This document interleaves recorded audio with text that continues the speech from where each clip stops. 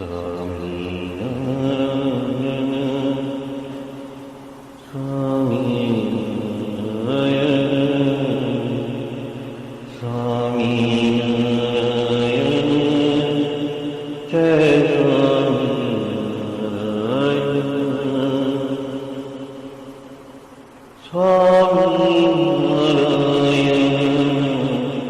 स्वामीनारायण जय स्वामीनारायण स्वामीनारायण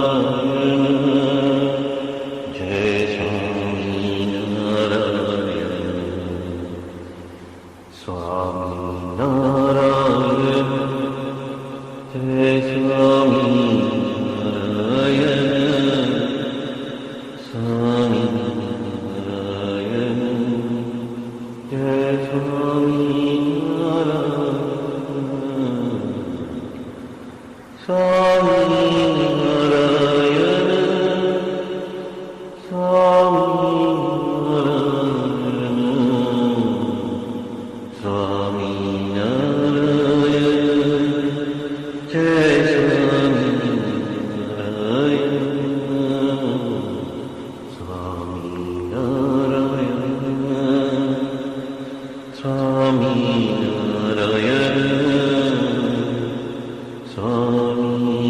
स्वामीनारायण जय स्वामीनारायण स्वामीनारायण स्वामीनारायण स्वामीनारायण जय स्वामीनारायण स्वामीनारायण जय स्वामीनारायण।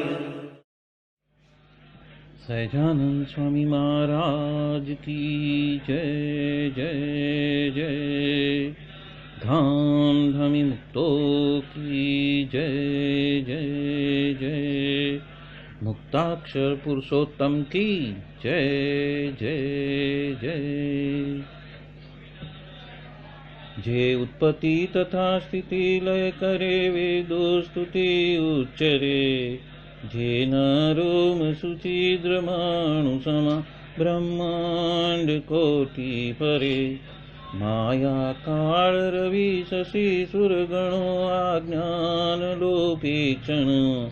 एवाक्षर धाम नाधिपति श्री स्वामीनारायण। महाध्यानाभ्यासं विदतमजस्त्रं भगवत पवित्रे सम्प्राप्तं। स्थितिमतिवरेकान्तिकवृषे सदानन्दं सारं परमहरिवार्ताव्यसनिनं। गुणातीतानन्दं मुनिवरमहं नौमि सततम्। अनेकेभ्यो सद्भ्यो विमलहरिविज्ञान ददतं। भुविर्ब्राह्मी विद्या हरिवचनरूपामुदयतम्। हरिध्यानासक्तं शुभगणमनाद्यक्षरमहं। गुणातीतानन्दं सकलगुरुमुदे मुनिवरम्। वाणी अमृत थी भरी मधुसमी संजीवनी लोकमा। दृष्टि मां भरी दिव्यता निरखता सुदिव्य भक्तो वधा। हइये तबर्यु मीठू जननी सुने हास्य मुखे वस्यों। ते श्री ज्ञान योगिराज गुरु ने नित्य नमो भावसु। जेनी अमृतवाणी तो वही रही साक्षात महिमा रूपे। जेनी ब्राह्मी स्थिति अहोलिन करे शुभव्यक्षरपदे शरणागत निज अल्प जीव सहुना श्रेयार्थ तत्पर रहे काका स्नेहल सिंधु दिव्य विभुने हयो तो वंदन करे।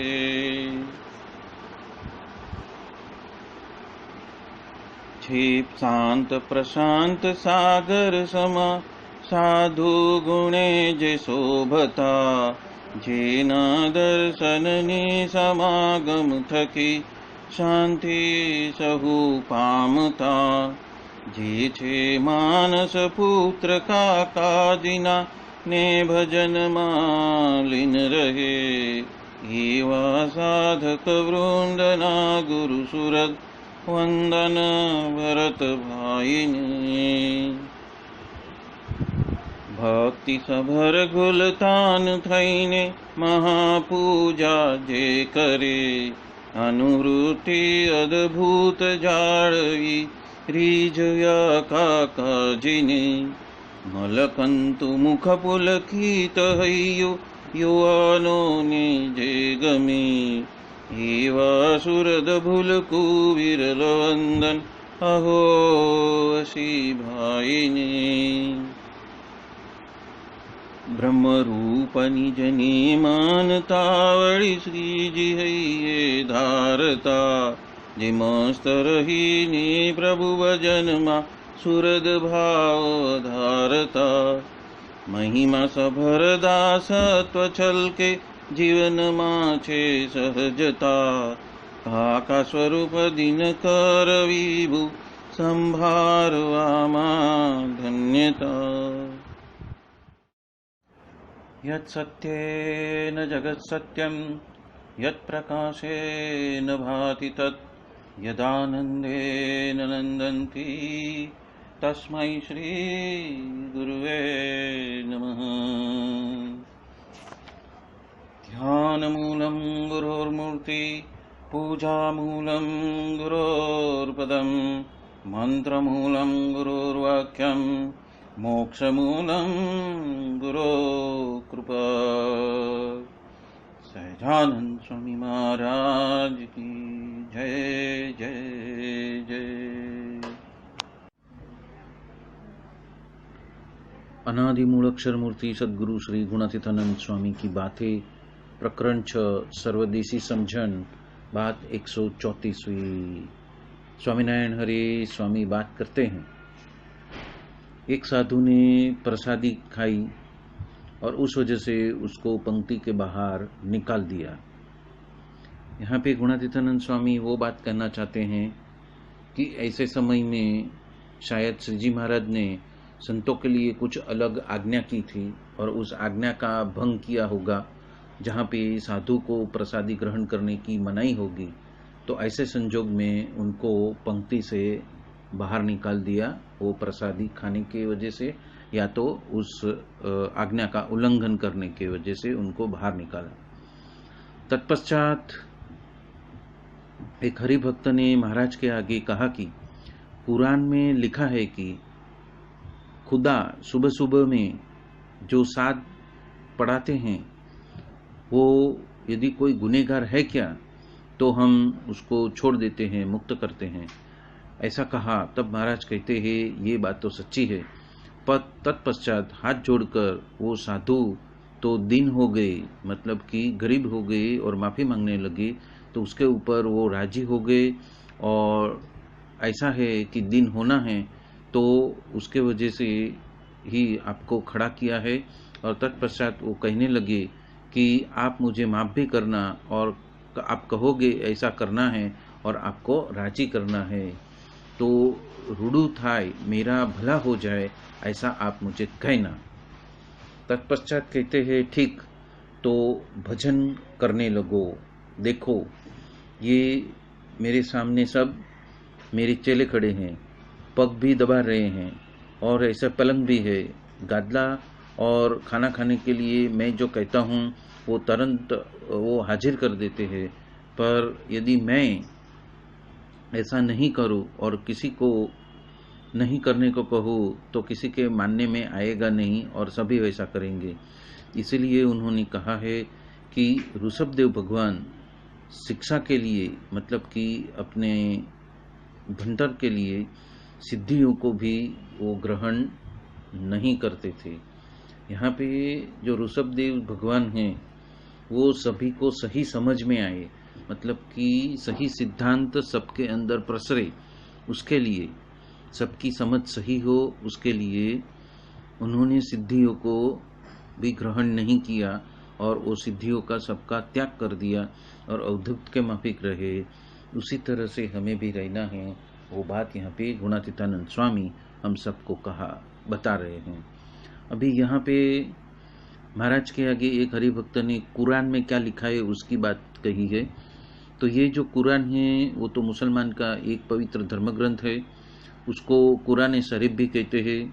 उसमें 114 प्रकरण हैं और उस हर एक प्रकरण को सूरत कहते हैं और उसमें हर एक प्रकरण में 540 परिच्छेद और 6666 वाक्य है और उसमें से 1000 वाक्य में तो किस्से हैं और ऐतिहासिक वर्णन दिया हुआ है, 1000 में दृष्टांत हैं, 1000 में कृपा के सब वायदे उन्होंने किए हुए हैं और 1000 में उनको सभी शिक्षा की बीक जो है, डर है, वो बताया है।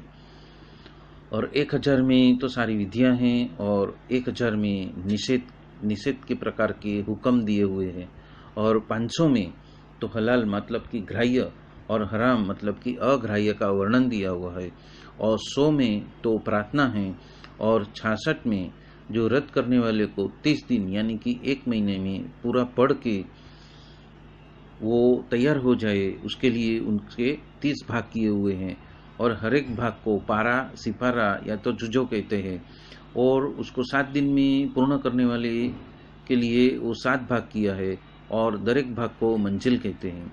तो खुदा ने मोहम्मद को अपने स्वमुख से ये सब कहा था और उमर खलीफा ने उसको एकत्रित करके उसको ग्रंथस्थ किया था। तो यहाँ पे जो गुणातीतानंद स्वामी हैं वो कुरान की और खुदा की बात करते हैं और उसमें नियम और धर्म की बात करते हैं, जो ग्राह्य है और क्या अग्राह्य है उसकी बात करते हैं और जो फरमान के हिसाब से नहीं चलते उसके लिए कौन सी शिक्षा है, मतलब कि उसको क्या सजा देनी चाहिए, वो बात कही है। तो उसी के हिसाब से वो साधु को कुछ आज्ञा की होगी और फिर भी उसने उसका उल्लंघन किया तो उसको सजा के रूप में उसको पंक्ति से बाहर निकाल दिया। यहाँ पे पंक्ति यानी पंगत यानी कि एक श्रेणी, जो साधु संतों के बैठने की जो श्रेणी है उसमें से उसको अलग कर दिया, बाहर जाने को कर दिया, उसको वहाँ से विमुख कर दिया। वो बात यहाँ पे गुणातीतानंद स्वामी हम सबको बता रहे हैं। और यहाँ पे ऋषभदेव भगवान ने सभी को समझ में आए या तो एक दृष्टांत स्थापित हो, उसके लिए उन्होंने सिद्धियों को भी ग्रहण नहीं किया। तो ये जो ऋषभदेव भगवान थे वो तो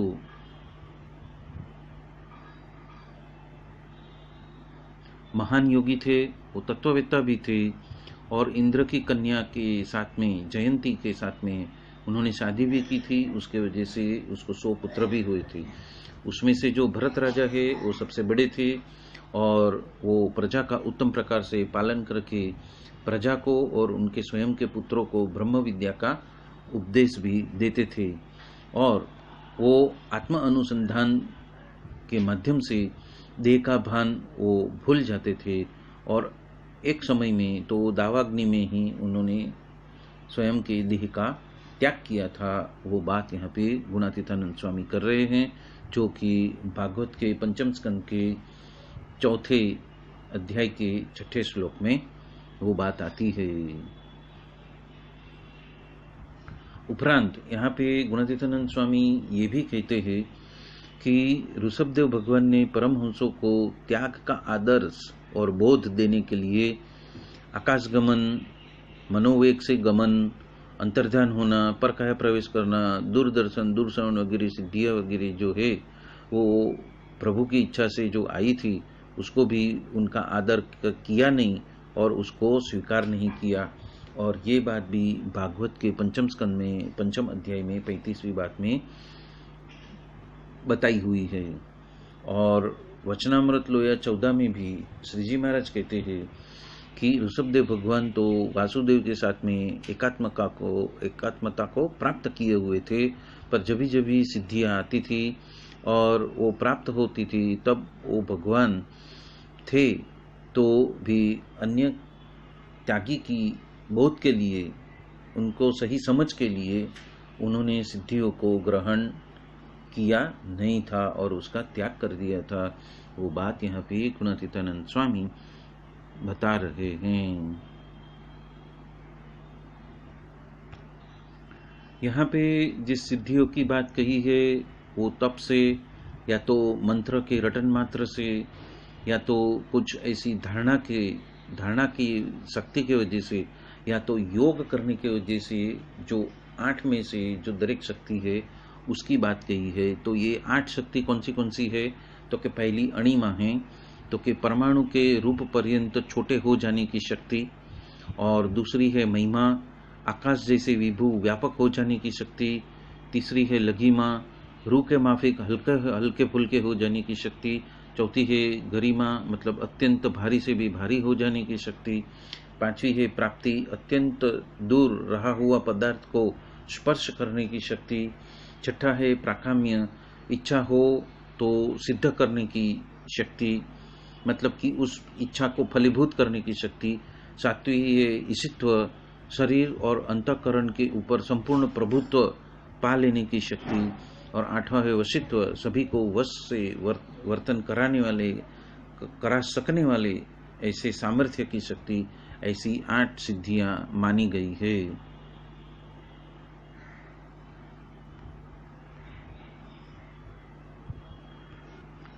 जब भगवान राजी होकर किसी भी मुमुक्षु को माफ करते हैं तो भगवान एक ही चीज चाहते हैं कि हम दीन हो जाए, हम गरीब हो जाए, हम दास के दास हो जाए और तत्पश्चात उसका भला हो जाए। उसके लिए वो क्या कहते हैं कि भजन करने लगो। तो खाते पीते सोते बैठते उठते चलते हमें हर वक्त भगवान का और संत का ही जो चिंतन मनन है वो करते रहना चाहिए और उसी हिसाब से भक्ति अदा करते रहनी चाहिए। ये बात यहाँ पे गुणातीतानंद स्वामी हम सबको बता रहे हैं। यहाँ पे गुणातीतानंद स्वामी ने कहा है कि साधु दिन हो गए इसलिए उसके ऊपर राजी हो गया। तो ये दिन होना मतलब क्या? कि दिन होना मतलब असहाय होके समर्पित हो जाना, मेरे खुद का कुछ ना कुछ दोष है उसके लिए माफ़ी मांगने के लिए खड़े हो जाना और वहाँ पे विनम्रता से उसकी माफ़ी के लिए प्रार्थना करनी, उसी को ही कहा गया है दिन हो जाना, गरजू हो जाना और अपने स्वयं के कल्याण के लिए रत रह जाना, होश में आ जाना। वो बात को यहाँ पे गुणातीतानंद स्वामी बता रहे हैं। प्रकरण 14 की 195वीं बात में गुणातीतानंद स्वामी कहते हैं, जीव को तो ऐश्वर्य और मान में बहुत हितप्रीत है और कैसे भी बड़ा हो जाए पर सांख्य के बिना तो वो पाप हये में से निकलता ही नहीं। सांख्य के बिना सिर्फ योग करते हैं तो ये विघ्न नड़ता है, विघ्न उसको तकलीफ देता है। और पटा से खिलने वाले हो वो तो इंद्रियों का मन का किसी के भी लाग में आता नहीं है और उसी तरह से सांख्य वाला भी कोई विषय के लाग में आता नहीं है। उपरांत 199वीं बात में भी कहा है कि नित्य चिंतन मनन करना कि इस जीव को देह है, लोक भोग पक्ष और मोक्ष, उसमें से किसका तान ज़्यादा उसको बरत रहा है। साधारण है तो उसको तो विषय के ऊपर ही तान है और कोई समर्थ है उसको तो ऐश्वर्य भी चाहते हैं और ऐश्वर्य नहीं चाहिए ऐसा तो कोई जूझ ही नज़र में आता है। जीव को कुछ ऐश्वर्य आ जाता है तो उसमें वो भगवान को एक साइड में रख कर वो उसमें ऐश्वर्य में ही हेत हो जाता है। और जो मुमुक्षु सच्चा है वो तो ऐश्वर्य में माल माने ही नहीं और वही भगवान को वरने के योग्य है, वही भगवान के सामने सेवा करने योग्य है। और ऐसे ही भगवान की सेवा में वो अक्षरधाम में रह सकते हैं। इसलिए ब्रह्मरूप होते हैं तभी ही कोई विघ्न नहीं आता है और गुणातीत कहलाते हैं, और गुणातीत होते हैं तो ही भगवान प्राप्त होते हैं।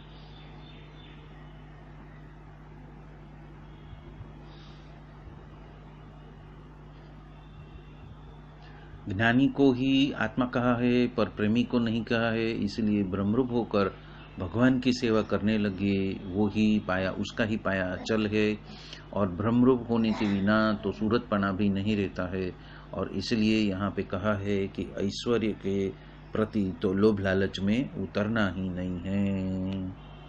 प्रकरण 6 की 29वीं बात में भी गुणातीतानंद स्वामी ने ऐश्वर्य के ऊपर बातें की है, तो उसका भी वीडियो लिंक मौजूद है, तो उसको कृपया आप सब उसको रिफर कर लेना।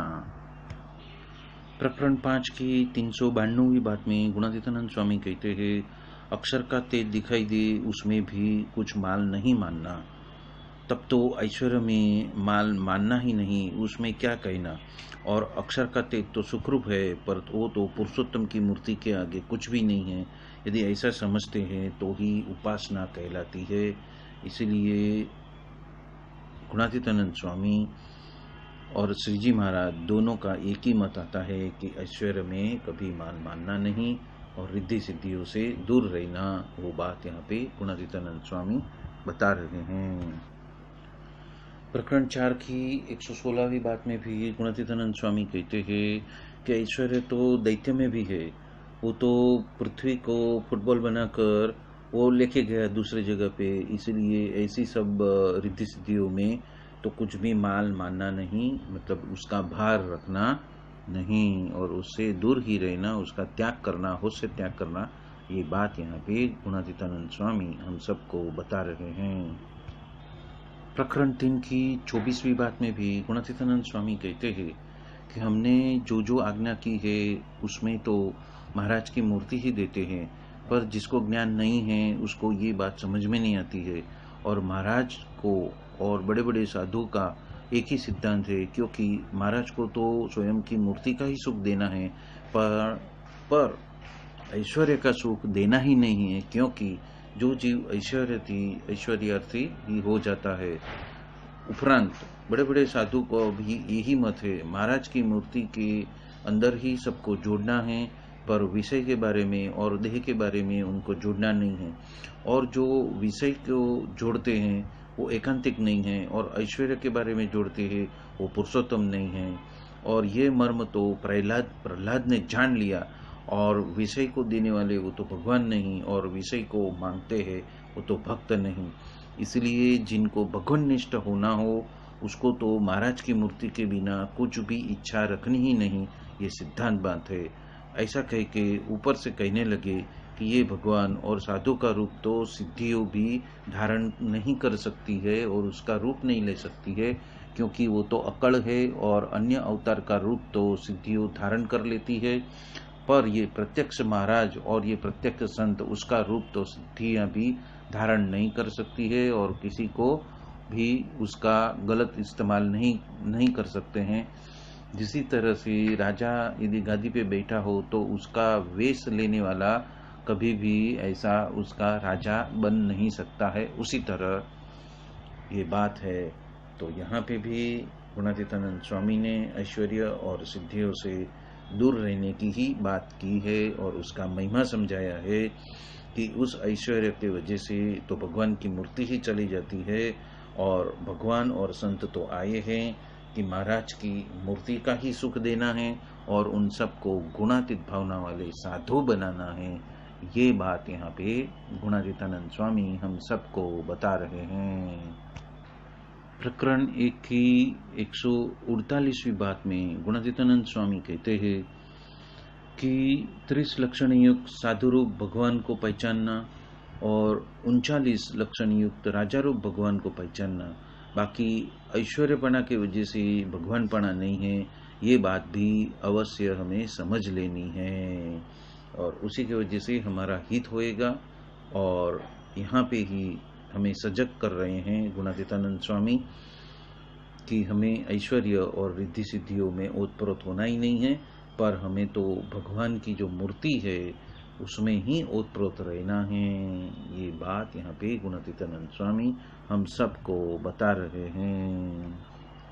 उपरांत प्रकरण 1 की 174वीं बात में गुणातीतानंद स्वामी कहते हैं कि हम जब भी कोई भी कार्य के बगैर बैठे हैं तब भगवान की मूर्ति को लेकर ही बैठना, तो ये मूर्ति यानी क्या, तो कि भगवान की कथा है, कीर्तन है, भगवान की बातें हैं और ध्यान है, वही भगवान की मूर्ति गिनी जाती है।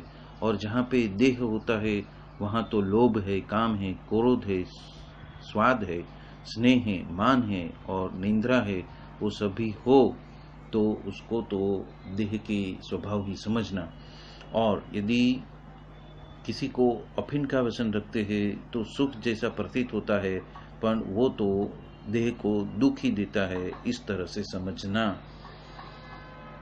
तो यहाँ पे गुणातीतानंद स्वामी भी मूर्ति और मूर्ति में मगन रहने की बात यहाँ पे कर रहे हैं।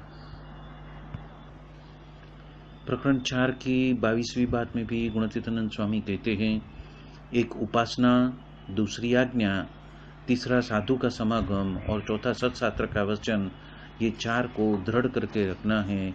और बाकी सब जो ऐश्वर्य रिद्धि सिद्धि में तो माल को मानना ही नहीं है, मतलब कि उसका भार रखना ही नहीं है। ये बात यहाँ पे गुणातीतानंद स्वामी हम सबको बता रहे हैं।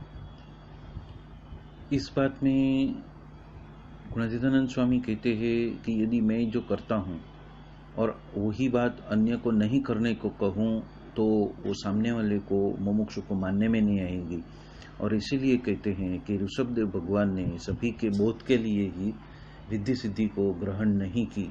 मतलब कि यहाँ पे गुणातीतानंद स्वामी गुणातीत सत्पुरुषों के आचरण की बात कहते हैं कि उनका जीवन का आचरण ही ऐसा होता है कि जिसके वजह से प्रेरणा लेके सभी मुमुक्षु महाराज की मूर्ति में ही अपना संपूर्ण जीवन और अपना संपूर्ण होश को ओतप्रोत कर दे, पर अन्य बाकी सब जो बातें ग्राह्य नहीं हैं, ऐसी अग्राह्य बातों में वो अपना समय का वेड़फाट करे नहीं, समय बिगाड़े नहीं और मूल लक्ष्य को पार कर दे और गुणातीत भावना वाले साधु ही बन जाए, उसके ऊपर ही प्राधान्यता देते हैं। और ऐसा ही गुणातीत सत्पुरुषों का वचन भी है और वर्तन भी है। ये बात यहाँ पे गुणातीतानंद स्वामी हम सबको बता रहे हैं। बोलो सहजानंद स्वामी महाराज की जय जय जय। धाम धामी मुक्तों की जय जय जय। सर्व गुणातीत स्वरूपों की जय जय जय। मुक्त अक्षर पुरुषोत्तम की जय जय जय। आप सभी को जय स्वामी नारायण।